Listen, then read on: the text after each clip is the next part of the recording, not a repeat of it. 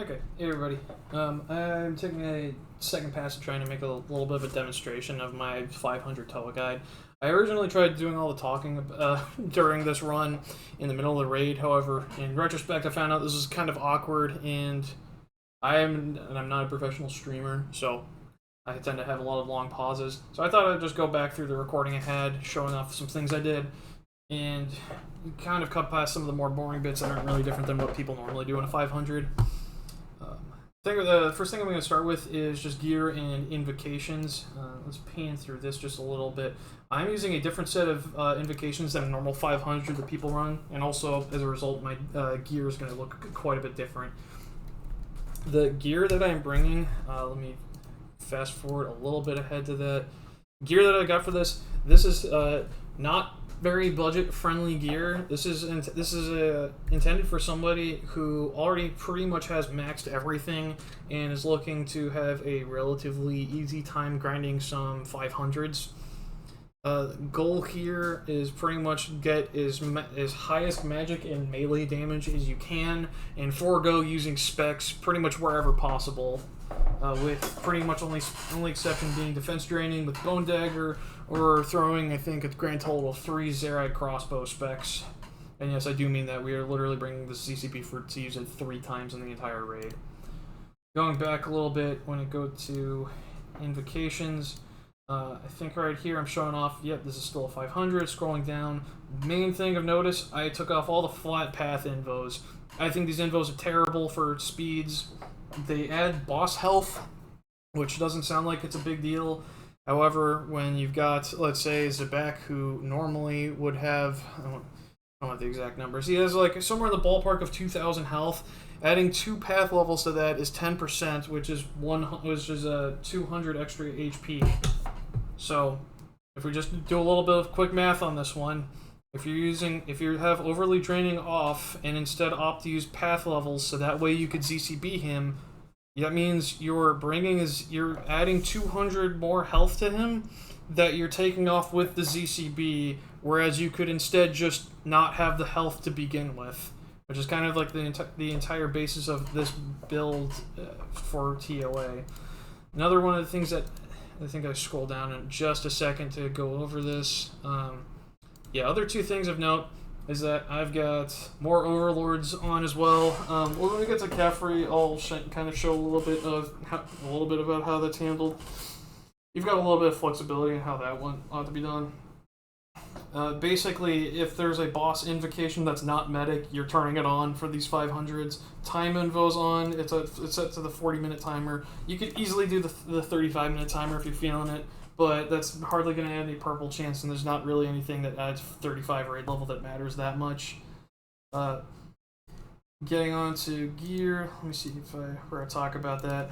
Main thing here, get my cursor out of the way. No, come on. There we go. Yeah, main thing, we don't bring a lightbearer. We bring an ultor and a magus ring. Both these rings give us max hits on the 2 styles that we actually care about. We don't care about range at all. We're pretty much only using range for the portions for Zabek and the portions of the fight where we are required to use range. Otherwise, we're trying to mage everything and melee everything that we can't mage. The ultor ring is typically going to run you about 3 max hits with the Fang, which matters a ton. That's a lot of DPS to get on 1 slot. And magus ring, which gives you 60 magic attack and 4 max hits with the shadow once you get assault, which, by the way, anything you're shadowing, you're going to be salted for, so that's pretty much the only use case for it. Other things to note here, Bone Dagger. We're using this to drain spec instead of a BGS. I want the reason for this is I want the consistency of knowing it's going to actually land compared to BGS, which doesn't. And since we have overly draining on, they're both using 100 anyway, I may as well do the one that will actually have an effect. Second weird item is the Grazi Rapier. This thing is used for 2 reasons. First one is the only weapon I ever hit the core with. There's no last hitting with a bigger hitting weapon in this setup. You're just smacking the core over and over again with a rapier. The second thing is I use this on the Scarabs during Caffrey. I'll get into a little bit more of the rationale why when we get in there. Any other pieces of gear? We still bring boot switches. These matter. There is no room for downgrading strength anywhere in this entire setup. it is very very finely set to allow us to 3 down Warden without any extra specs or heavier hitting weapons. And I think we got blowpipes, a crossbow, twisted bow. A lot of these things have very limited use case. Main thing is just max melee, max mage. You have some flexibility here with the range setup, and I didn't really demonstrate it here, but if you really wanted to, you could drop you can drop the Zerite Van Braces, and you can even drop the Zerite Crossbow if you really wanted to, just to make things even easier for yourself. So if you just really want to be lazy about prayer usage, swapping those out for an extra restore is going to do virtually nothing to your. It's only going to add like a few extra seconds on average.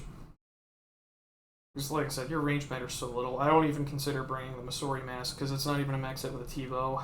I think that covers pretty much everything, so we're just going to fast forward till we get on in there. Looks like I potted. Oh, a little too far. Bed. Yeah, potted. And we've got 4 restore and a sand fuse. We're going to be going power life with this setup, so we're really not stressed for supplies at all. I'm largely just going to allow this to play out in real time.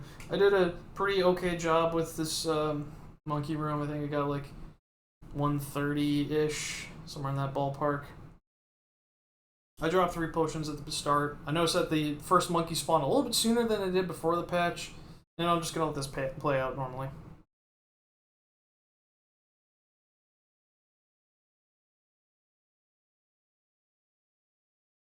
Really, main thing we're trying to do here is just make sure you're always hitting something. Nice thing about having just so much strength bonus is that I don't really need any particular switches.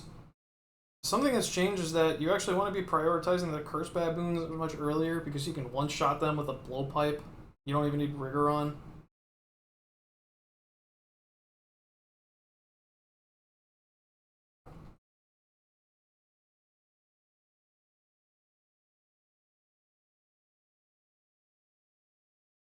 Yeah, even making a little bit of a misclick there didn't really matter. Let the volatile blow things up for me. We're already on. This is already the second to last wave. Things are coming to a close pretty soon.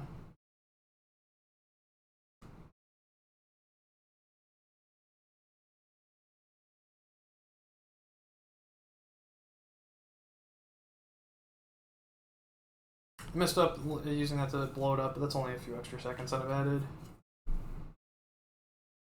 And just like that, everything's over. Yeah, I don't even bother using offensive prayers here. The goal here is, I'm not trying to be as sweaty as possible. I'm trying to make this as easy as possible.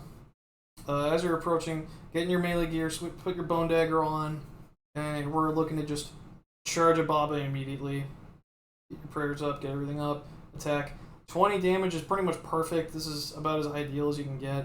And I just drop a potion in the middle of the room because I'm going to need to switch to my range weapons. This whole process of just phase tanking Baba is still admittedly kind of new to me. I'm probably not exactly the best example of how to avoid losing ticks wherever possible. But these little guys are annoying. One of the nice things is that if you have a ranged weapon, it does not actually incur any sort of attack delay. I was moving to the pillar because there was a boulder at the same time, but you could actually kill both of those in 1 tick each and then get right back on the boss. As long as you're fast about your switches.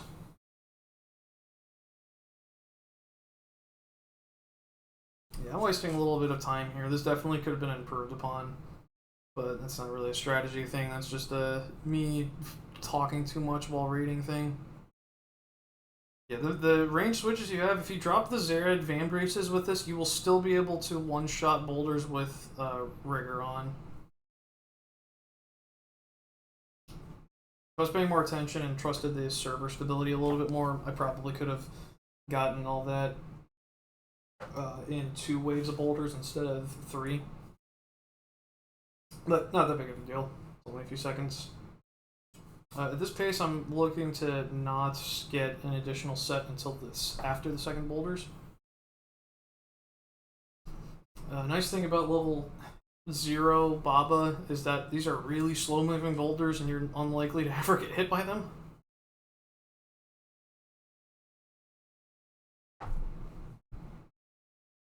We just kind of AFK here. I don't think there's really much more to show off with Baba. I'm not going to display this. All I was really trying to just demonstrate is you can just do this with, like, these days you can just do this. You don't need a Void Waker, you don't need a Lightbearer. Just hit the boss with with as much strength bonus as possible. Baboons can spawn on top of each other, just be aware of that.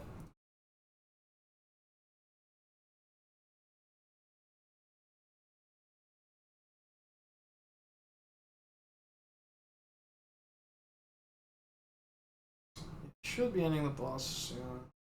I'm looking to really just not use an additional restore here. You notice in pretty much all of these bosses I don't flick overheads. That's kind of part of the strategy and why I want this to be as lazy and easy as possible. Yeah, we got a nice little thrall finish. Yeah, so going on to the Caffrey, I'm going to let the puzzle play out while it explains some of the things I'm going to be doing here. We have overlords on, and this kind of necessitates doing a melee trap. However, I have a slightly different strategy for how I do the melee trap compared to what I see most people doing, and I'll get into that. One of the things that got changed with TOA is that the scarabs that spawn with Caffrey no longer have their defense scaling up as the raid level increases. So you no longer need to be using a Fang in order to kill them all. And that also comes into play with a little bit of the strategy. Now, I'll admit there was a pretty large mistake, and that I made during this, and I will pause to show to at least explain what the correct thing would have been. I will that'll be shown when we get there. Let's skip through the last bit of this. Okay, no, I guess we're not skipping it. I can't pan that accurately. Come on. There we go.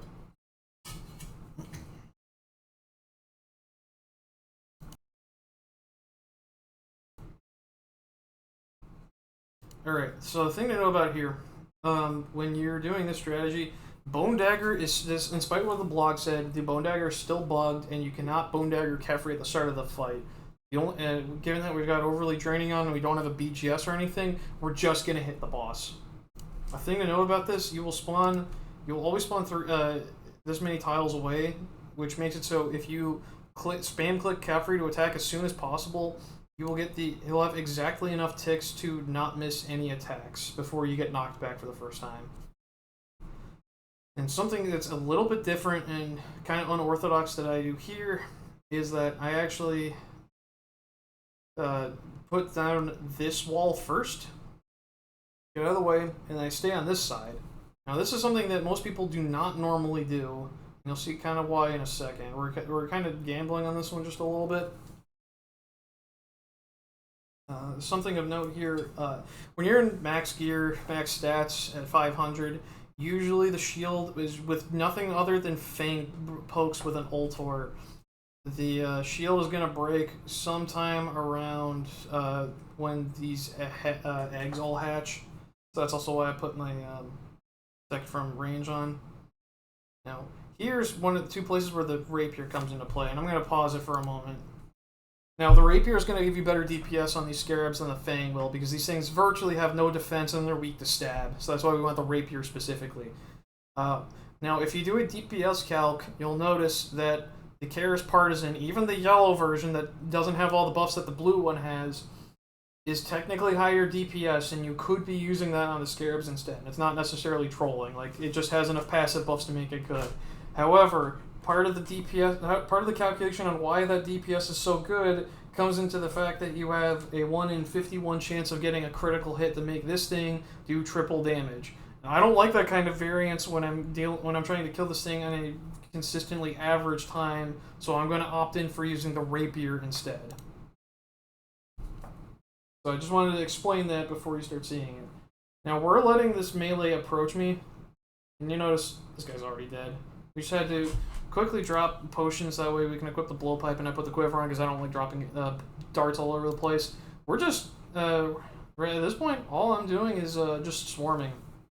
Now, admittedly, I made a mistake here. I should have protect melee on, not protect range. Torva is incredibly tanky armor, and I don't care, like, my max hit's already high enough to kill all this. So that is a mistake. I'm just letting you know that when you're at this part, put protect melee on. Do not let this guy hit you, because he just did right there, 40.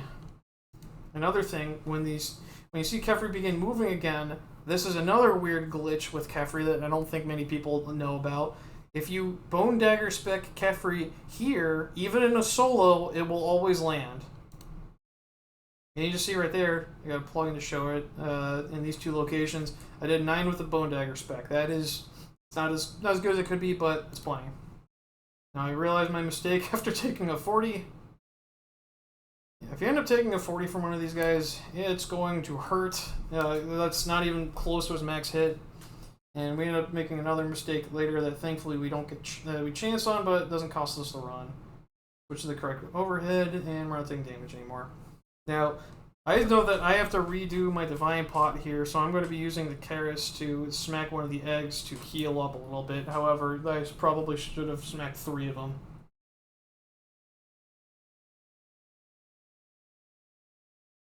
One of the nice things here is, despite the fact that we didn't bring Chins and we did use Overlords, Kefri did not heal to 115%. And that's what a lot of this is coming down to. I'm wasting a little bit of time here. This definitely could be done a little bit better. It's going to be like 1 or 2 more hits, and then all the scarabs are going to spawn. Alright, here it is. Okay, so this is where things can start getting a little bit complicated for Kefri. I'll show you what I did. You go for 3 hits on the Scarab. Thankfully, they patched it so these thralls no longer count towards those 3 hits. You should just use... I'm using the Karis Partisan, and I think I literally just misclicked. It doesn't really matter here. Like I said, they both work. Odds are it's gonna... Like, I don't even know if it's possible to kill it while it's still here, but he jumps.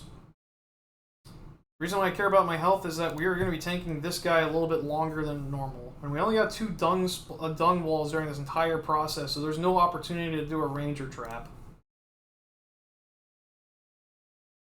I rolled horrible. Yeah, very badly there. Now, this is where the mistake was. I should have done a mage switch immediately and started trying to shadow this arcane to either kill it or get it to jump once more.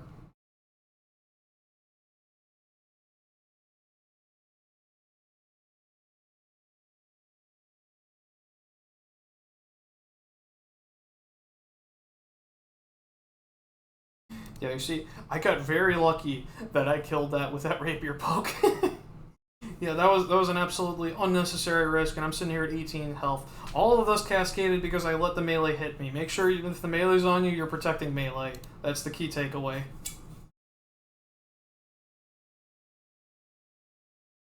Yeah, go ahead and get all your switches on. You don't really need augury for this part. This thing has virtually 0 magic defense anyway. You're almost never going to miss.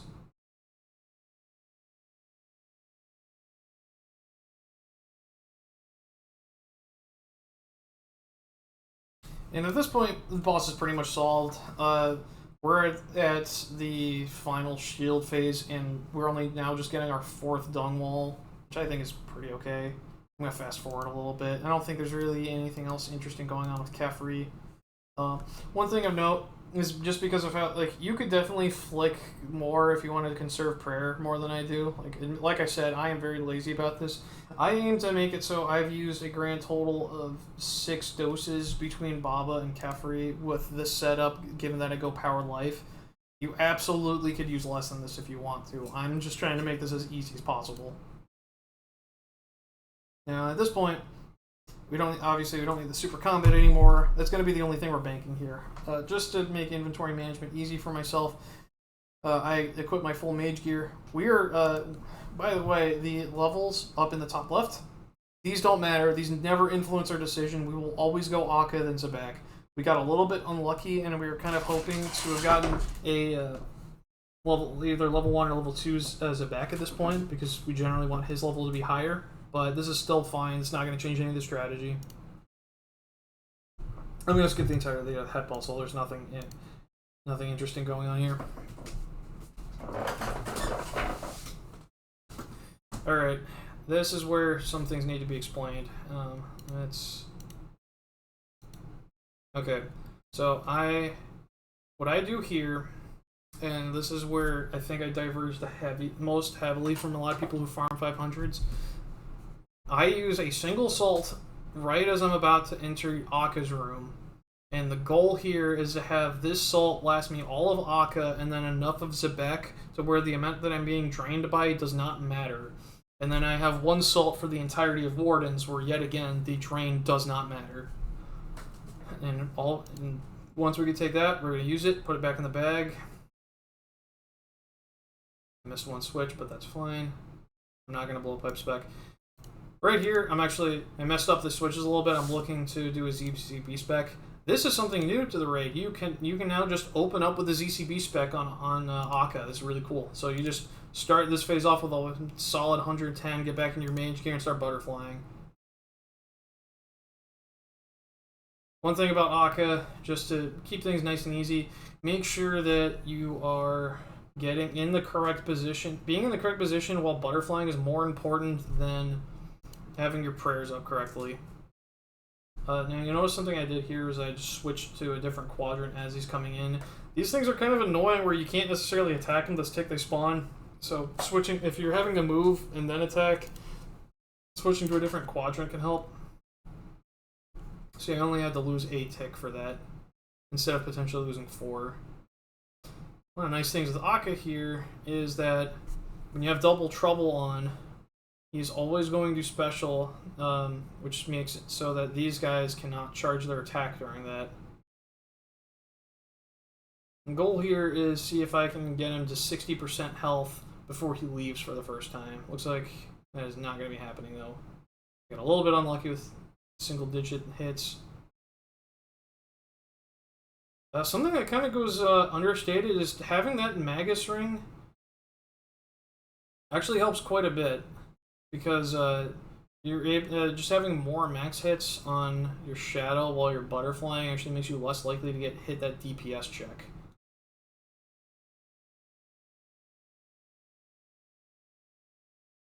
I'm pretty much right. Yeah, I was so close. I knew I was gonna make that. Losing a few ticks here, that's fine. I only lost 2 in total. And we're on the next shadow.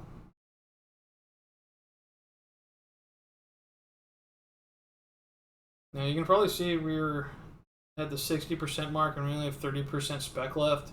You're not getting a second ZCB spec during Akka. That's just not feasible.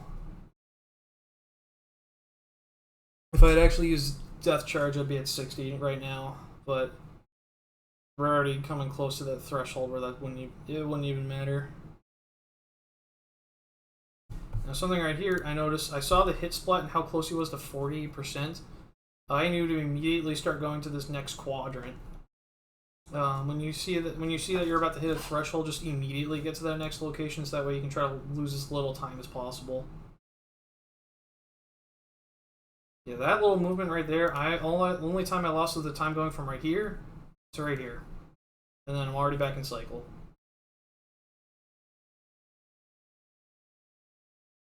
Nice little thing about these the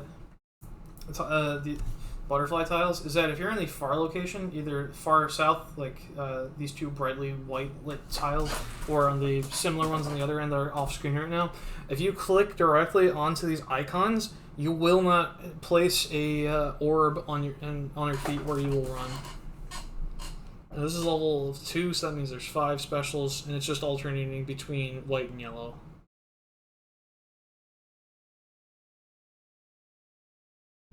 There was a little bit of an optimization you could do because Akka can't attack you immediately. That's not necessary. You can just lose the time. That's fine. All I'm doing is getting 1 extra attack in.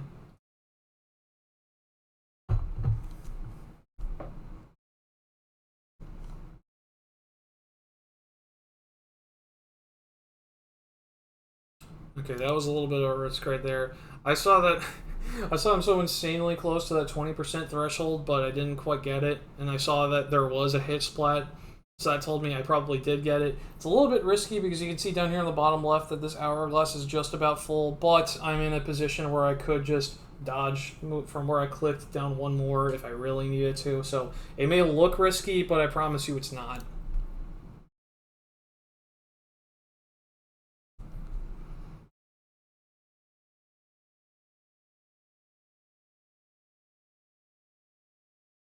probably looking to pot right here. Using Mystic Lore the entire time uses so little prayer. One of the things that I guess is kind of worth noting here is that your max hit is actually max hit with magus using Mystic Lore is still higher than had you been using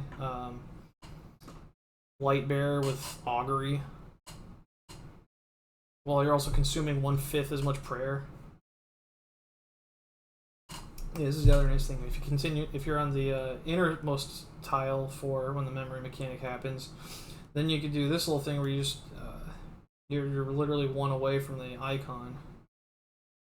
Now I take a melee here. Now here's the nice thing: he has so little health left. It doesn't matter. He's not going to switch, and even if he did switch, it's kind of irrelevant. Now, thankfully, they reduced the number of orbs by I think at least half, so this part is way less hectic. And you know, I took virtually no damage the entire fight. But even if I was above 26, I probably wouldn't even be thinking about popping a Kara spec.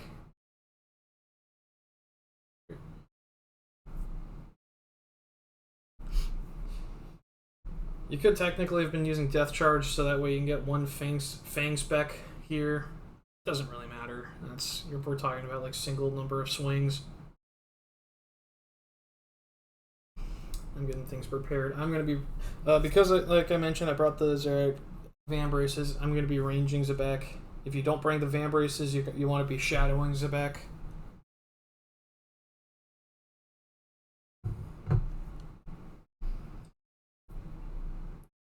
If you do enough solo TOA, you really should be looking to get the 32.4 second crocodile room puzzle. It's incredibly consistent. You can, if you want, you can avoid the damage, but that's not even really necessary because it's not gonna, like, you can only take damage on the way in, not even on the way out.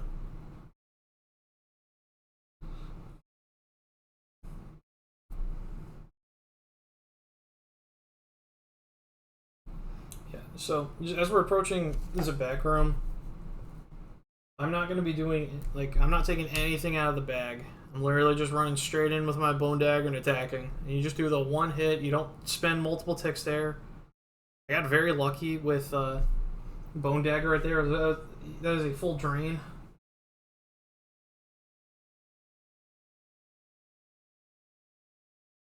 Now that we're here, Zabek, nothing special really happens here.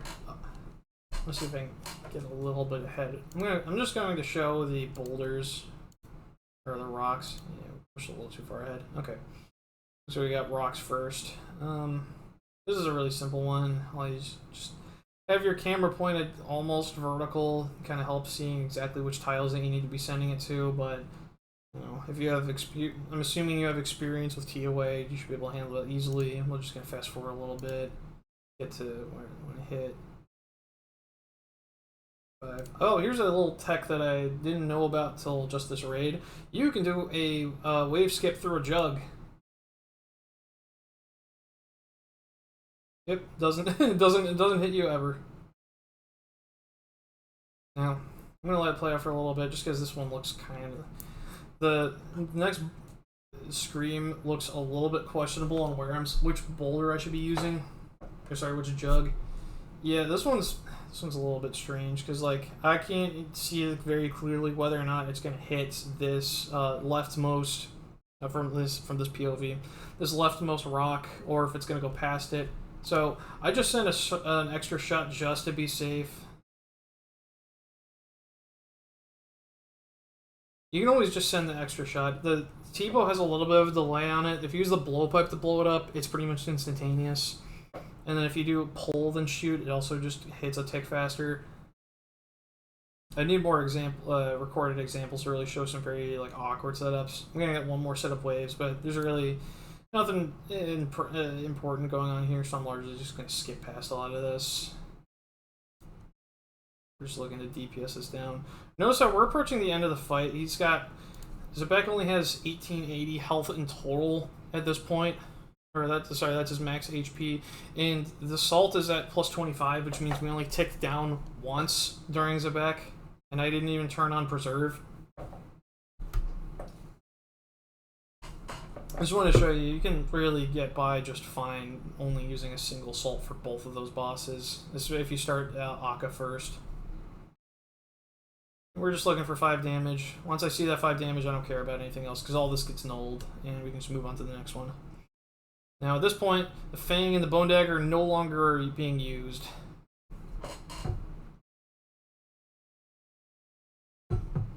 Now, like I said, I go power life here. This makes it so the supplies are absolutely free and flicking's not necessary. I go into the bag and just drop the Nectar and Ambrosia just so I don't accidentally try to click on it or it doesn't clog my inventory. You can do that while on your way there as long as you click the door. So there's multiple YouTube videos talk about the tech that I do for P1 Warden, the obelisk. And I'm gonna talk through the entire thing first, and then I'm gonna explain what I do in real time. This is heavily dependent on having the monster HP percentage plugin and having it configured for wardens, so that way you can actually see their health number at their feet.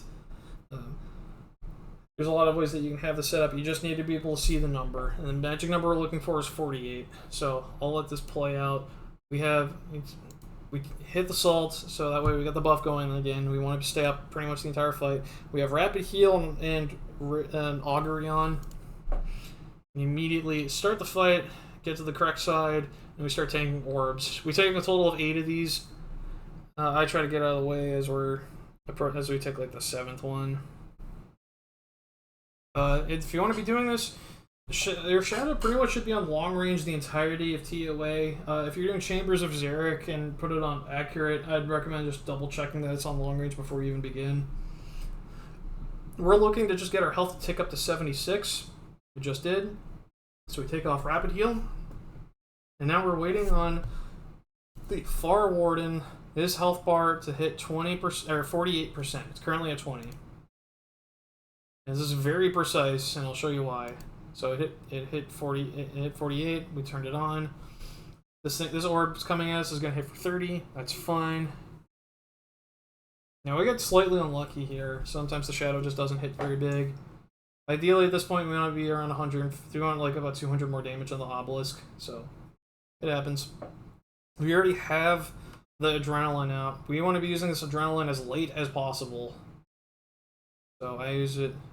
Maybe not this late, but very late in. The increased health that I got from Rapid Heal was a tick eat for this orb, and that is why we have this very precise Rapid Heal timing. That just makes the first orb you eat it literally for free. And now we got the second orb that's coming out for 30. If you know the tick eat timing for this, feel free to use that. However, I am not confident in my tick eats, and the server stability has been quite bad. So I just use the spec here anyway. It doesn't, like, I'm not losing sleep over 30 damage taken. I'd much rather that than having to deal with the 70 and then the 30 and then do 2 specs. No, I'm just looking at DPS. We're not getting I can tell you we're just definitely not going to be getting a 3rd set. See, we already got a 73 there, so we're good. Just rip the bag here. I prefer getting, this doesn't really bother me too much, I prefer getting a melee range, get a fresh thrall up to make sure it's in the correct position. Melee hits can only max for 4, as opposed to his ranged and magic hits, which can max for 10. You're not guaranteed to get meleeed, but you at least have the option, and we want to as much as possible. However, we also started with one of the obelisk's 3 attacks that I typically don't want to be in melee range for, because it's kind of annoying dodging these lasers in its melee range. Now here, I looked to switch my boot and ring, because I don't like doing 10 ways in a single game tick. He's always going to have 428 HP per down. I see him up, like, we're at 417, so it's time to get ready to switch to melee. Now this is the part that kind of makes this all worth it. That ridiculous max melee setup with a rapier that I have and an ultor makes it so all you do is you just click the one time and you're good. I bring up the skeletal thrall.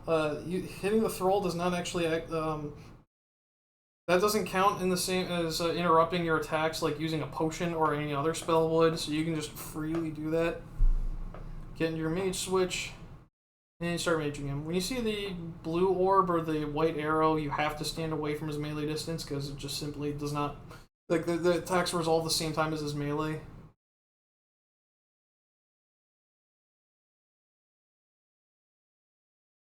A little bit of an oopsie right there.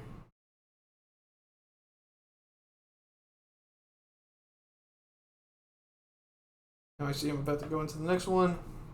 Since the P1 was so slow, I'm looking at the adrenaline timer and I'm trying to think of when I want to be hitting that.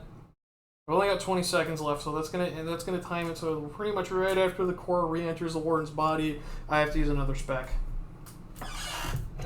But that amount of health is gonna last me for the remainder of the entire raid.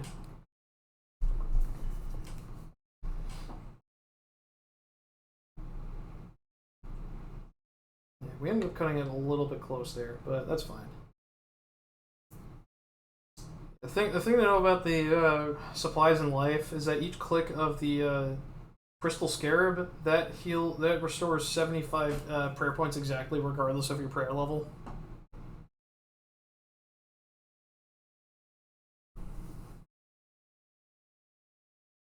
Windmill here.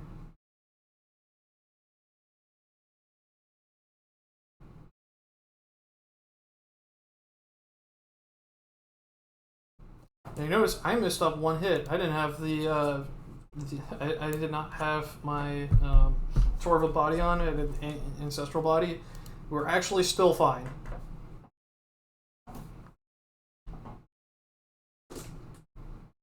You can have one hit that's kind of messed up like that. Moving things in your inventory does not interrupt your attacks either, so I just put all my range switches for the ZCB together. Since I see he has 290 health, 270 health, and I do 290 per swing, I know I'm fine. As long as you don't miss multiple switches or for multiple hits, you'll be okay. Now, this is the part where I see a lot of people talk about wanting to use a whole bunch of ZZB specs or get a bunch of Burning Claws or Void Waker. I want to just tell you, you can make your life a lot easier for yourself by just camping Magus and being more accurate and hitting harder.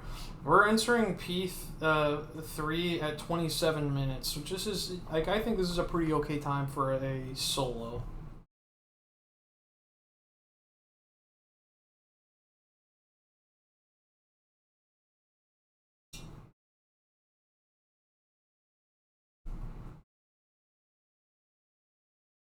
It's not terribly much special going on. When I'm sitting in the front rower like this, the reason for that is as you push him, he phases every 20%, kind of like Akka, and becomes untargetable. When you're standing in the very front like this, the projectile from the shadow takes less time to reach him, and he'll actually summon the skulls quicker.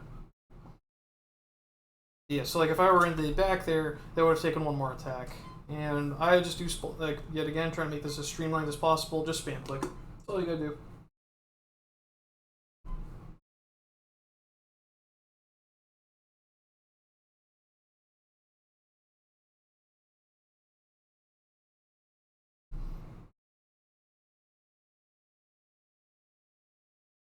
I don't think there's anything special going on here. I'll scan forward a little bit. Get a little bit of lag here, but that's fine. Alright, second skulls. Yeah, it looks. This is what I was thinking. I could be topped off here. Let's just get myself over 100. So I just break one skull with the Karis, switch back to the Shadow, get the correct overhit on, and we're off. Something nice about this is you're never going to be getting level 4 Zabek, and that's going to make doing certain things and skull skipping a little bit easier. We'll get to that in the next two.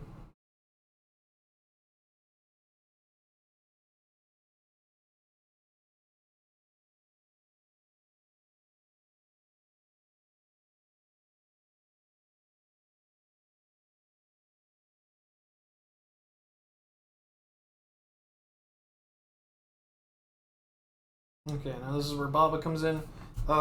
Just for anyone that's not like perfect with this, the only tile I have marked is this one over here, and you stand vertically along this line and spam click to something that is more than running distance away. On the third skulls, it's really simple. You wait for Baba to drop a boulder, move one, and spam click. Because the Zebek's projectiles are so slow, you're never going to get hit by these. So yeah, you have time while you're already running to move away, and you can get back in cycle. Thankfully, Insanity pretty much just makes Baba a non-issue, at least until the final phase.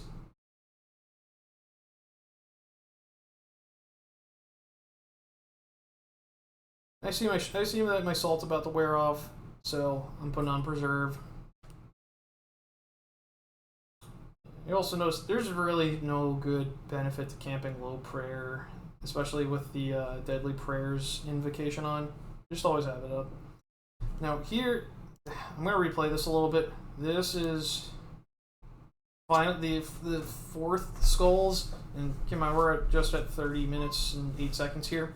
Fourth skulls is where I see people takes a lot of damage and kind of make it a little panicky for a final phase. So I'm going to kind of walk through my thought process on how to dodge this. The problem here is that depending on when Baba throws the boulder, you either have to dodge 1 and spam click or 2 and then spam click. Now, here's how I figure it out very early on. Now I see a boulder here. He already dropped one. And I see his HP drop below 17, so we're already phased. And there's first boulder, right? So I see that this boulder needs to be dodged. It's gonna be a boulder right here. I know roughly I've got an idea of how long it takes for this phase to resolve before everything starts blowing up. And I know he's about to throw another boulder. All I gotta do is click to move out of the way, spam click. And if it turned out that I had to change prayers for this Zebek attack that just happened, I would much rather have to eat that at 102 HP than ever get hit by a boulder. And then we just make our way back to the middle. And yet again, I think this one's probably somewhat common knowledge, but for the last set of skulls, it's a similar reason why we stand in the front because of the slow projectile speed. We're in the back because we want to take advantage of the slow projectile speed, and it gives us more time to not have to dodge lightning. Now soon I already hit the adrenaline here. I'm going to be looking to send 2 ZCV specs pretty much as soon as possible. Admittedly, I'm not very good at doing switches quickly, so the ticks I'm losing kind of invalidate the value of a lot of these. All I got is a 6-way. I misclick, try to send that. One lands, and then the next one misses, unfortunately. It is what it is.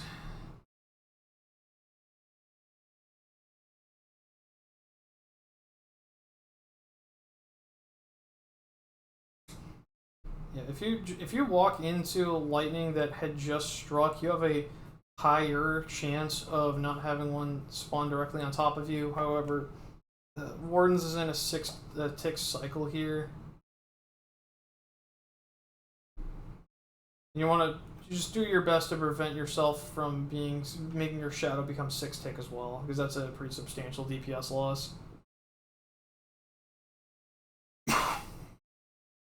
And there we go.